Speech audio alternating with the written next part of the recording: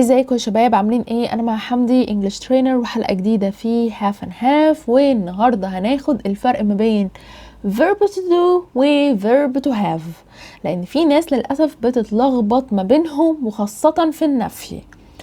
امتى استخدم ده امتى استخدم ده اللي هنعرفه في حلقه النهارده. واول حاجه نبدا بيها كده I go to work every day، جمله واضحه وصريحه. I go to work. go الفعل الاساسي اللي عندنا ايه؟ go. she studies English، هي بتذاكر انجلش وحطينا اي اس عشان she، الواي اتشالت وحطينا اي اس عشان she. he likes pizza، he likes pizza، حطينا اس عشان he.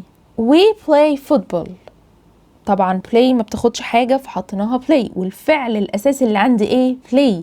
ركزوا كويس جدا، هنا فعل أساسي go، هنا فعل أساسي study، هنا فعل أساسي like، هنا فعل أساسي play. ننفي. لو أنا هاجي أنفي الجملة الأولى، شيء عظيم جدا، هقول I don't go to work every day، أنا ما بروحش الشغل كل يوم.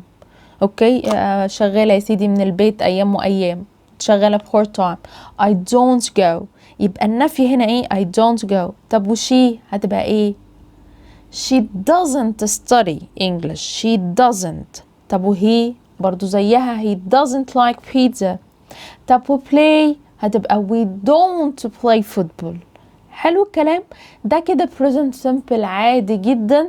verb to do عادي جدا، نفيناه اوكي بدو وبdoes.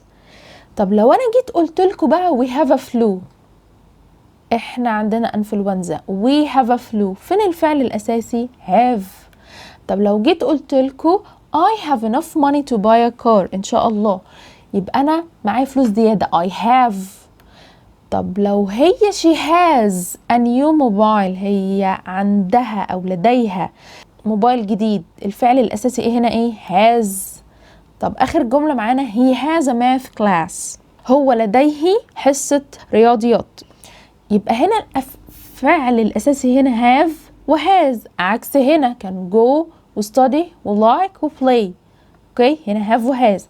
طب انا لو جيت انفي الجمل دي we have a flu، I have enough money، she has a new mobile phone، he has a math class، هنفيها ازاي؟ هقول haven't ولا don't و doesn't؟ لو الشاطر اللي قال don't و doesn't يبقى ده كده صح. ليه؟ لان ده برضو هنا present simple، الفعل الاساسي بتاعي verb to have، فانا لازم احتاج له حاجة تساعده. we don't have a flu، I don't have enough money. طب نيجي بقى نركز هنا عشان دي تركة تانية الناس بتقع فيها. هنا كانت has، هتبقى ايه؟ هتبقى have. ليه؟ ما has ده مش الفعل الاصلي، ده verb to have، يبقى she doesn't have. طب هنا he has a math class، he doesn't have a math class.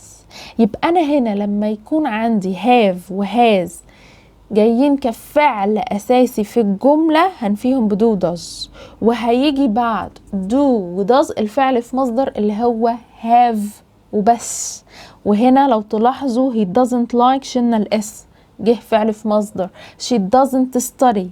اوكي متفقين؟ طب الناس بقى بتتلخبط في ايه؟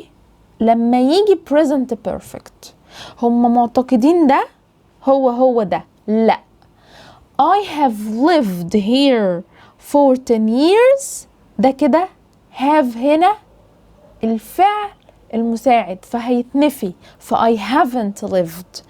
has هنا فعل بيساعد I hasn't studied، فهنا هنفيهم haven't lived. he hasn't studied medicine.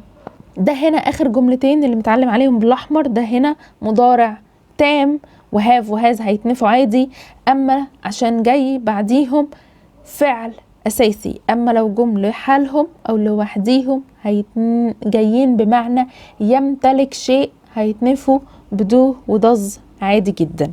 اتمنى اكون فدتكم. انا مع حمدي انجلش ترينر، ده نص عليا ونص عليك، خدوا بالكم كويس جدا لان الناس بتتلخبط لما بتيجي تتكلم بتقولها I haven't flu، I haven't enough money، وده شيء خاطئ. اشوفك على خير في حلقة جديدة.